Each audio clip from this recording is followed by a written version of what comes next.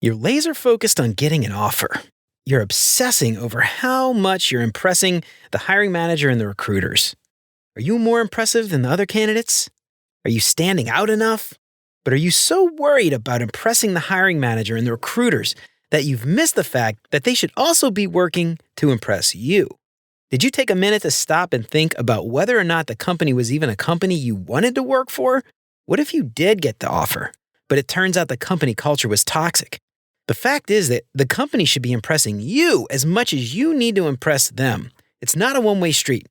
So if you're not doing your homework to figure out if this company culture is right for you before you get the job offer, it's not too late. So stick around and we'll break it down.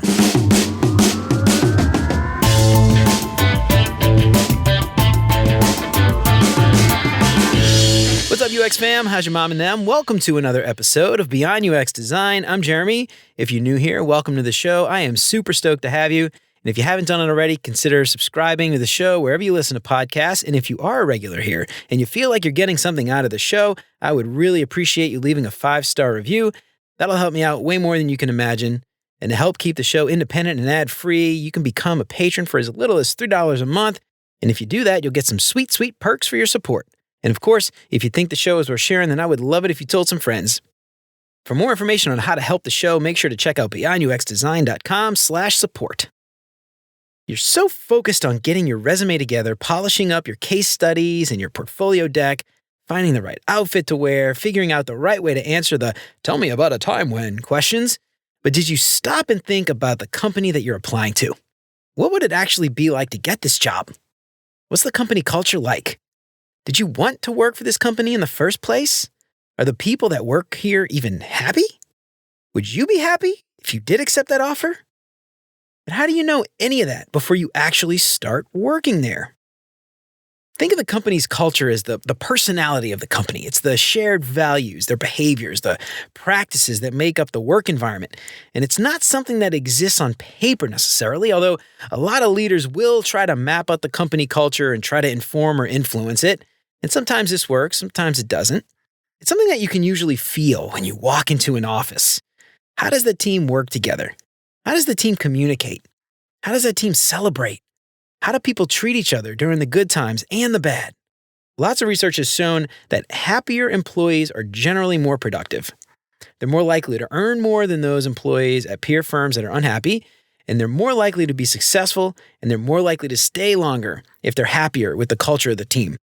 The company culture is important not only for your mental health or your own well-being, but it's really important for your long-term career growth. And it's really important to not overlook the importance of company culture before you accept an offer. The thing is that we all have different ideas of what a good or a bad company culture is. Some people are really excited about working from home. Some people are really excited about ping pong and catered food. Some people couldn't care less about any of those perks and they just want a bunch of money. They want as much money as possible. Some people want unlimited PTO. Some people want fully paid health insurance. Some people couldn't care less. Some people thrive in a flat organization. Some people would prefer to have a more top-down organization. So what would work for me and what would work for you may be two completely different things, and that's okay. I'm not here to tell you what is an objectively good or bad culture. That's totally up to you to decide. But what I want to do today is to give you the tools and the tactics that you need so that you can decide for yourself before you accept the offer from this company if this company is a right fit for you. Whatever that is, will you be happy? So if you understand how important culture is, then you understand how much this can affect your future career, your future earning potential, your mental health, and even your physical health. So obviously not doing your due diligence could lead you to get a job with a team where you just aren't happy and you'll be worse off in a few years. And this could set you back quite a bit. So I hope it's clear how important doing this is for you. All right, you get the idea. You know that this is important, but where do you start? Start with where it's easiest, and I think that would be social media or online. You're looking for a couple things here. How do they treat their customers online? And what do their employees say about the business online? So let's talk about how they treat their customers. This one may not be applicable in every scenario, right? So keep that in mind. This one's relatively easy to do if they're a B2C company, but even then it's possible if the company is large enough that the social media team and the team that you might be working with will never cross paths. So this may or may not be a good indication of how they would treat their employees. The social media team could also be a contractor. They might not actually be employees. You never know. So just be aware of that. But generally speaking, if you see this online, that social accounts are often rude, without good reason, it's possible that they're short with somebody who might be a total pain in the ass. But if you see a trend, this could be a good indication that the company culture is lacking in things like respect, empathy, positivity, things like that. And if that's the case, think about what it means for the employees in other areas. Again, this may only apply to B2C, but even sometimes you can find reviews for a B2B company online. They're out there. Are you seeing any trends? Signs of poor quality products, poor customer service, things like this. They can potentially be red flags to look out for. Now again, keep in mind that if the company is large enough, the team that you may be joining might be completely separate and detached from any of that stuff. So it's totally possible that this will have no bearing on the team that you might join. But if it's a small company, it may be critical. Generally speaking, if there's a fraught relationship between customers and employees, it could mean that employees are grumpy, they're pissed off, they don't feel supported, any number of things. What does this tell you about the company's leadership? What do employees have to say? Websites like Glassdoor and Indeed are great ways to see what employees have to say without having to have a bunch of phone calls with them. So keep in mind that 1 or 2 employees having a bad experience with the manager does not mean that every employee will have a bad experience. Instead, keep an eye out for roles that match yours. So you're looking for designers. So it might not be an issue that Jim in accounting had a bad experience with his manager. You're not going to be working in accounting with Jim's manager. However, if you see trends from employees that complain about how employees are undervalued, or that there aren't a lot of opportunities for promotion, or the management culture is very authoritarian, things like that, these could be a sign of larger cultural issues within the company or the organization. Look for reviews from designers specifically that might give you a better insight into what the UX maturity is like within that team. See what they have to say about how design teams are treated by everybody else, or how software teams are treated in general. Negative or even positive reviews might not affect you at all, but it may affect you directly. So use your judgment here. And if you are curious, these could be great questions to ask during your interview, which I'll get to in a second. Another great way to do some research is to go on LinkedIn, find past and present employees, and reach out to them directly. Remember to look for employees that are active on whatever social media site you're browsing because they're more likely to respond if they're online a lot. Now, LinkedIn is awesome because you can find people with specific titles and specific locations, and you can really narrow down your search to find somebody with insights that are directly applicable to you and your situation. For instance, if you're thinking about applying for a job in a medium-sized company, they might have 500 people on LinkedIn. And you can narrow down your search to specific roles, send them a LinkedIn connection request with the message. Now remember, don't just ask them outright for a favor, but say something like, "Hi, Beth. My name's John, and I've been thinking about applying to XYZ Group. I see that y'all have some open roles for UX designer, and I've read some conflicting reviews online, and I was hoping to speak to one of the designers with some experience here, and I'd love to get some insights before I waste anybody's time applying." Or maybe you've already received the offer, and you can say something like, "I want to talk to a designer there with some experience before I make a final decision." Or talking to past employees is a great way to get some honest insight from somebody who isn't invested in the current state of the team. So you could say something like, "I see that you used to work for XYZ Group. I'd love to talk to you about your experience there, get your honest feedback about the culture, the team, before I make a final decision." And during this conversation, make sure to ask them why they left. Find out what would have kept them around. Things like that. You may find that they love the job, but for one reason or another, they had to leave. Who knows? They might give you a glowing review of the company, even though they don't work there anymore. Who knows? The other benefit to doing this is that if they did have a positive experience and they still have contacts at the company, they might want to offer to refer you to somebody. So here again, keep in mind that this person's experience may not be the exact same as the one that you're going to have. There could be extenuating circumstances and things might be a little bit different. So just be aware of that. Okay, so you feel good about this company. You think this place has some potential and you're in luck because they want to bring you in for an interview. Congratulations. Now here's where you'll be able to ask a lot of questions about the role and the team that you'd be working with specifically. But even before you start asking questions, keep an eye out for a few red flags. So nowadays, you may not ever go into the office for an interview, but if you do get the chance to go to an in-person interview, take note of your surroundings. A few articles that I read online suggested to get there a little bit early. Not too early, maybe 15 minutes. Look around. Are people smiling? Are they laughing? Are they being friendly? Do you hear a lot of loud sighs or people banging their head against the table? Now remember, when I mentioned figuring out what you want, this is a great time to see for yourself if it matches your expectations. Are people wearing shorts and t-shirts or suits and ties? Do you want to wear shorts and t-shirts or do you want to wear a suit and tie? Are there games or food? Or is nobody there because everybody's working from home? Does it seem stuffy and cold, overly professional, or does it seem relaxed and jovial? Pay attention to these things and see if it syncs up with what you want. Maybe ask to get some water or ask where the bathroom is. Are people generally friendly as you walk past? They say hi or they just give you the cold shoulder. Now, this might not make or break things at this point, but you might get a good sense of the atmosphere while you're waiting for the interview to start. Now, let's talk about the interview itself. So now that you're in the actual interview, this is your chance to dig really deep and gain some of those valuable insights. So first, if you're a designer and you're going for a design role, take note of who is interviewing you. Is it another designer? Is it a software engineer? Is it a software manager? Is it somebody else entirely? How prepared are they? Do they seem like they're just reading questions from a list that they Googled 5 minutes before the interview? Or do they actually seem ready and prepared? Are they listening to you? Are they actually paying attention? Are they engaged? Do they seem like they're excited to be there? Do they seem like they're excited to have you on the team? Do they seem like they're excited to talk about what they do every day? Do they seem like they even know what they're talking about? And you'd be surprised how often people interviewing designers are not even designers. And this can tell you quite a bit about the UX team there. If they're given autonomy or if they take orders from a product team or engineering, or if there's even a design team at all. And there's nothing wrong with having you talk to a software engineer or a product person to get an insight in how you might work with these other teams. But if there doesn't seem to be any UX designers in sight, this could be a huge indication that you're in the wrong place or joining a company with very low UX maturity.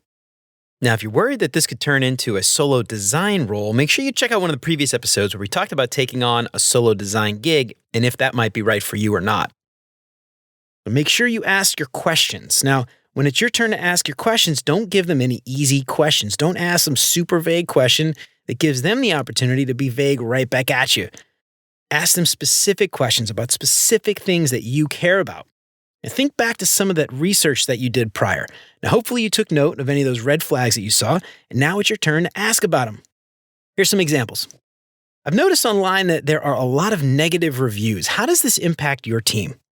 Or, I've noticed online that the customer service teams are often very rude to customers. What does this mean for the larger company cultures? Is this type of thing looked down upon? And if so, why is it so prevalent online? Or, I've noticed a lot of negative employee reviews online. Can you speak to, insert whatever specific question you have?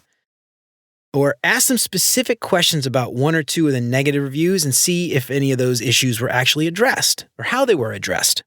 Now, please do your future self a favor and don't play softball here. You can ask questions about the UX team and how they work with the rest of the org. Things like, where does the UX team fall within the larger organization? Or how high up does the UX team go? What's the highest level of UX professional here? Do they have executives? Do they have vice presidents? Or is it just a senior manager? How does the UX team know what to work on? Or who sets priorities for the organization? Or is the design team seen as a partner?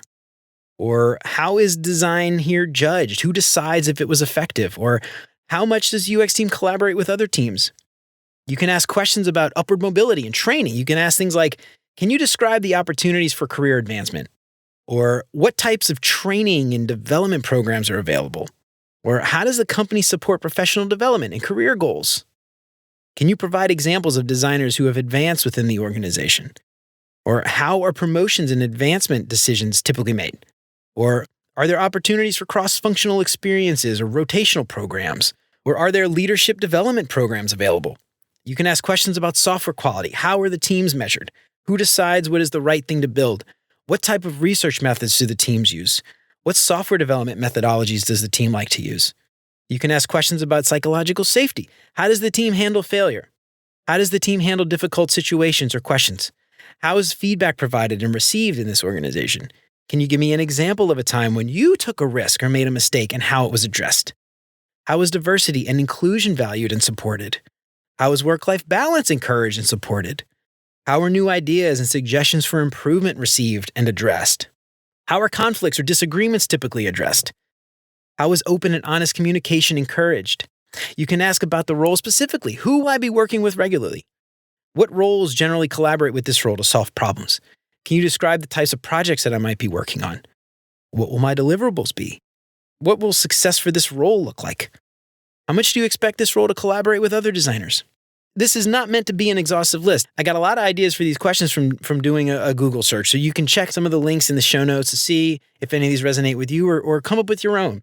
I'd advise you to think long and hard about what you care about and make sure you write these questions down so you don't forget when it comes time for the interview, and leave time for yourself to ask these questions. Don't waste all your time talking about a single case study. Make sure you time box, and if you care about the answers to these questions, make sure you ask them. Now, nobody's going to give you extra time, and you need to make sure that you use your limited time you have wisely. Now, also keep in mind that how the interviewer reacts to your questions is another great indication of how you might be treated as an employee. Do they brush off the concerns? Do they get upset that you even asked these questions? Do they seem open and honest with you? Or do they give you a bunch of bullshit that doesn't even answer the question? These things are really important. So let's talk about after you get the offer. Now you've completed the interview, you've asked all your questions, you feel good about what they said, they sent you an offer. Now you can potentially do some more research here if you're still somewhat unsure. If they liked you enough to give you an offer, you may have a week or two before you have to make a final decision. So see if you can spend some time with the team. Ask to speak with some of the current team members, or better yet, see if you can come in for a little while during the day. Or ask to sit in a brainstorming session or a meeting to see how the teams interact with each other. Ask if you can sit in on a design critique or another similar meeting to get a feel for how the team works together. Maybe you can ask to have 30 or 45 minutes with a few of the people on the design team that you didn't get a chance to interview with. You can use that time to ask how they like the company, what they enjoy about working there, find out some of the things that they were working on, things like that. Now, most of the time, your interview will be with your direct supervisor, or hopefully at least one of your interview sessions was with the person who will be your direct supervisor. But depending on the company, this may not always be the case. So if you didn't get a chance to meet with your direct supervisor before, make sure you ask for a meeting with them before you make your final decision.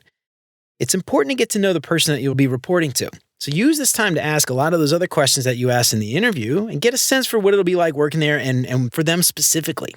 Maybe you can ask to speak to somebody even higher up. This may not be possible at a giant corporation with thousands of employees, but if this is a small company with a few dozen people, the chances are good that somebody like the CEO or the COO is present quite a bit. So if you feel like this is something that might be possible, don't hesitate to ask for some amount of time with the leadership team to get a sense of their character, their passion, their drive, or what their vision for the company is, things like that. Now remember, you've got to be gracious here after you've already gotten the offer. Don't be overly demanding and don't be rude, obviously. Make sure to stress that you are very excited about the opportunity. You just want to make sure that this is a good fit for both you and the organization, and you don't want to waste anybody's time. You could set a deadline, something like a week or two, for example. You could say something like, I want to give you a final decision by January 23rd. Is it possible to do blah, blah, blah before then? Obviously, don't let the offer sit forever. The company clearly needs to hire somebody to start taking on whatever work is piling up, and you don't want to do anything that'll make them rescind the offer. Now, you might be asking yourself, when would I start this whole process? And I would argue that it's absolutely never too late or too early to do any of this. And frankly, I'd start before you even bother applying for the job. Why waste your time going through all the motions of applying if you wouldn't even want the job in the first place? Maybe you're worried that the opening will be filled pretty quickly or something, so you want to get in there early. Okay, that's fine. But do this as soon as you've applied. If you're already in the middle of interviewing, now's the perfect time to start. If you've already received an offer, you might not have that much time to do any of this, but if you haven't done it, now is as good a time as any. Even if you just started the job and your gut's telling you that you made a mistake, then by all means, start doing some of this stuff right now before you waste 6 months or a year figuring it out as you go. It's better to quit early and move on than to put up with the toxic work environment that is making you miserable and possibly even physically sick. Now, the point is, it's never too early or too late. So to recap, use Google to your advantage. Use social media to your advantage. Find as much information about the company before you apply as possible. Search online for reviews of the company. See what the customers have to say. Scope out social media to see how the company interacts with customers online. Use Glassdoor or Indeed or whatever to find employee reviews of the company. Use LinkedIn to find past and current employees and talk to them. See what they have to say. Try to reach out, pick their brain about the culture and how they felt about it. Don't ask a bunch of softball questions in the interview. Take note of how you're treated. How did the interview react to your questions? Ask for a trial run. Spend an hour or two with the team. Make sure you get a chance to talk to your direct manager before you accept the job, or talk to somebody on the leadership team to get a sense for the character and their leadership style. Well, all right, y'all, I think that's it for me for today. I hope to help to give you some strategies and some tactics on how to investigate the company a bit before you actually accept the offer. Have any of y'all tried any of these things before? Were you able to catch any red flags and avoid a catastrophe? Did you miss any of these red flags and end up in a bad situation? Do you have any horror stories that could be avoided? Let me know on LinkedIn or shoot me an email at hello@beyonduxdesign.com. I'd love to hear from you. And if you liked what you heard today, don't forget to subscribe wherever you listen to podcasts. And if you feel like you're getting something out of the show, I would love it if you left a 5-star review. That would help me out so much. And if you know somebody who might find any of the stuff that we're talking about useful, why don't you tell a friend? That'd be fantastic. And if you want to help keep the show independent and ad-free, check out our Patreon sponsored packages at beyonduxdesign.com/support. You can support the show for as little as $3 a month. And there are some awesome perks like joining the Beyond UX Design Slack community to connect with other aspiring UX designers just like you, or you can get a shout out on the show every week. And there's even a package to meet with me for 30 minutes every month. Don't forget to sign up for the newsletter and check out all the past episodes at beyonduxdesign.com. I hope you keep coming back for more great UX tips from Beyond UX Design. Until next time, remember, you're more than a designer because there's so much more to UX and design. I'll see you around. Take care, y'all.